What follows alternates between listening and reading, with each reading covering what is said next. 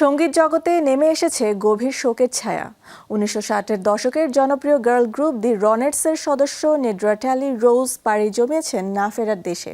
তার মৃত্যুর মধ্য দিয়ে শেষ হলো এক স্বর্ণযুগের অধ্যায়। নিউ ইয়র্কের স্প্যানিশ হার্লামের সরু গলিতে তখন ভেসে বেড়াতো স্বপ্ন আর সংগ্রামের গল্প। সেই কঠিন বাস্তবতার মাঝে জন্ম নেয় এক সঙ্গীত বিপ্লব। 3 তরুণী, যাদের মধ্যে সম্পর্ক বোনের, রনি স্পেক্টর, এস্টেলা ব্যানেট এবং নেড্রা ট্যালি রোজ। এই ত্রয়ী মিলে গঠন করলো দি ডার্লিং সিস্টার্স, যারা পারফর্ম করতো স্থানীয় স্টেজে।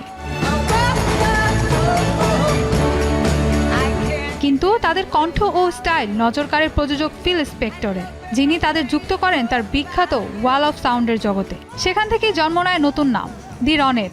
এরপর বি মাই বেবি গানটি পুরো বিশ্বে ঝড় তোলে এবং রাতারাতি তারা হয়ে ওঠে 60-এর দশকের পপ মিউজিকের অন্যতম মুখ। আজ সেই ইতিহাসেই নেমে এসেছে শোকের ছায়া। দি রনেটসের শেষ জীবিত সদস্য নেড্রা ট্যালি রোজ 80 বছর বয়সে মারা গেছেন। তার মৃত্যুর মাধ্যমে 60-এর দশকের এই কিংবদন্তি গার্ল গ্রুপের পুরো অধ্যায়ের সমাপ্তি ঘটল।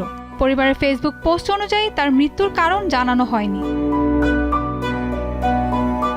নেড্রা ছিলেন দি রনেটস গঠনের অন্যতম ভিত্তি।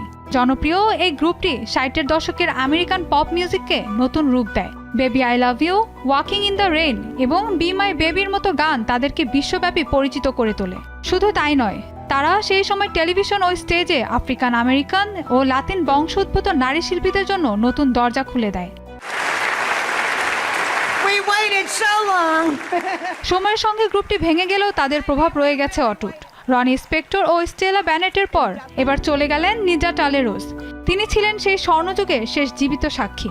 তার চলে যাওয়া শুধু একজন শিল্পীর বিদায় নয়, বরং গার্ল গ্রুপ যুগের এক ঐতিহাসিক সমাপ্তি হিসেবে দেখা হচ্ছে। সঙ্গীত সমালোচকরা বলছেন দি রনেটস আজও পপ মিউজিক ইতিহাসের ভিত্তি হিসেবে বিবেচিত হয়, আর নেড্রা ট্যালি রোজ ছিলেন সেই ইতিহাসের শেষ অধ্যায়।